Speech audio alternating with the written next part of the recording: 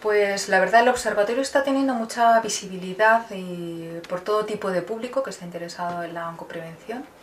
Y luego el paciente que acude a nuestra consulta, o sea, la persona que se acerca a la consulta de prevención del cáncer,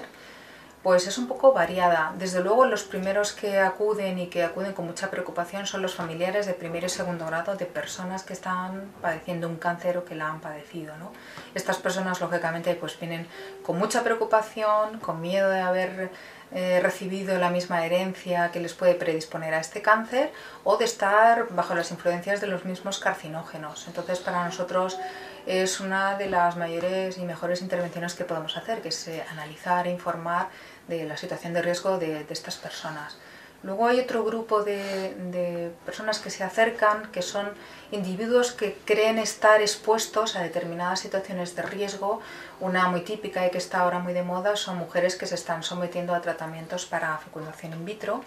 que se les someten a unas altas dosis de hormonas femeninas, ¿no? Y sí que es verdad que hay una prensa y una relación que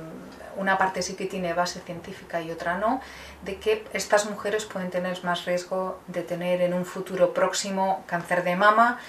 cáncer de ovario, que es una cosa que se conoce menos, y cáncer de útero, ¿no?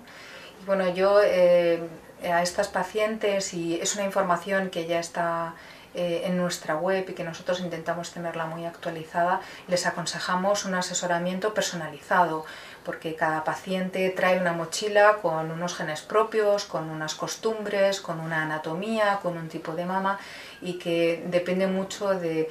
todos estos factores y la edad a la que se realizan los tratamientos, y estos tratamientos de fertilidad acaban en éxito o no con un embarazo que se lleva a término, etc. Entonces se necesita una entrevista muy estrecha con estas personas y no se pueden hacer recomendaciones generalizadas, y por ese motivo acuden a buscar un asesoramiento a la consulta.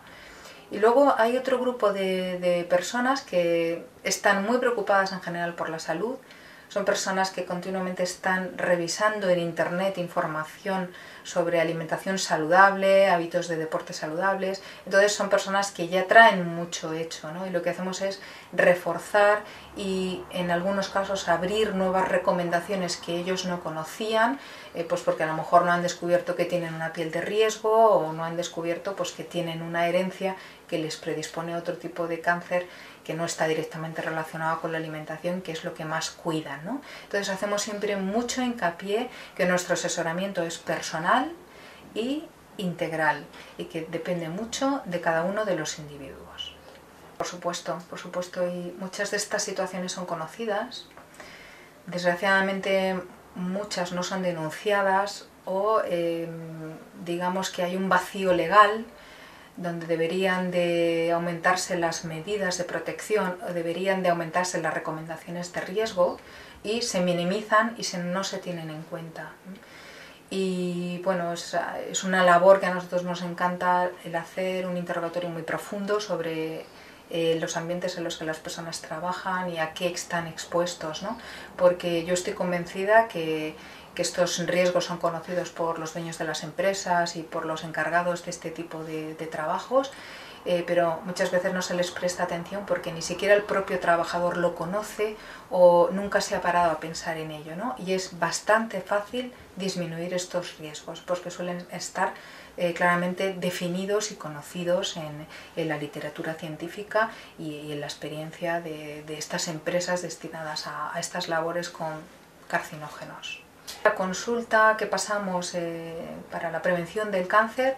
tiene 3 partes. La primera parte consiste en un cuestionario muy extenso, donde hacemos muchas preguntas relacionadas con los hábitos de la persona, la profesión, los antecedentes familiares, antecedentes personales, enfermedades que ha tenido, medicación que ha tomado o que está tomando, situaciones de riesgo a las que puede haber estado expuesta, como por ejemplo lo que hablábamos de los tratamientos de fecundación in vitro. Este cuestionario es una herramienta propia que nos ha costado bastante tiempo elaborar y que está baremada. Quiere decir que después de estas preguntas, que son en torno a 100 y que lleva bastante tiempo elaborar este cuestionario de forma concienzuda, nosotros alcanzamos una baremación que se transmite en un porcentaje de bajo riesgo, riesgo moderado o riesgo alto de determinados tipos de cáncer. Es decir, que un solo riesgo aislado no va a baremar a favor de ningún cáncer, sin embargo, una suma de riesgos relacionadas con un cáncer en concreto puede hacer que ese paciente tenga un riesgo elevado para desarrollar ese tipo de cáncer. Y esta es una parte de la consulta, que es el cuestionario. La segunda parte de la consulta es un análisis del árbol genealógico, es decir, nosotros preguntamos por los familiares de primer grado y de segundo grado. Nos gustaría tener información por lo menos de 3 generaciones atrás y estudiamos el árbol genealógico no revisando cualquier enfermedad, centrándonos en casos de cáncer, y necesitamos saber exactamente qué cáncer han tenido, a qué edad se ha presentado y si esa persona falleció por ese motivo del cáncer o esa persona está viva o después vivió muchos años, ¿no? Entonces, estudiando el árbol familiar de cada individuo y viendo los casos de cáncer que se han presentado, nosotros podemos sugerir determinados estudios, determinadas búsquedas de mutaciones en algunos genes directamente relacionados con esos tipos de cánceres y confirmar si existe un riesgo para tener un síndrome hereditario de cáncer, un síndrome familiar, que lo que hace es tener una predisposición elevada a tener estos cánceres. La tercera parte de la consulta consiste lógicamente en hacer una exploración física del individuo, que es fundamental, porque el revisar en un individuo como qué tipo de piel tiene, qué tipo de mama tienen las mujeres, cuál es la situación pues, de su estado de dentición, de la mucosa oral y también relacionada con ciertos hábitos, podemos incluso detectar lesiones precancerosas o podemos detectar situaciones de riesgo en estas personas relacionadas con su condición física. Entonces hacemos una exploración física como parte de todo el trabajo de asesoramiento integral y a continuación emitimos un informe donde se describen uno a uno los resultados del cuestionario,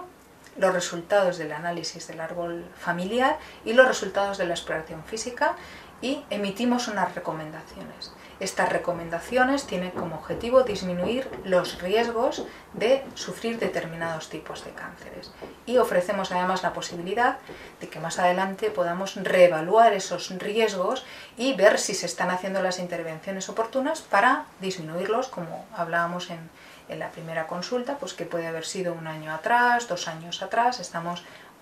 a disposición de estas personas para reevaluar los riesgos y para solucionar sus dudas relacionadas con el cáncer.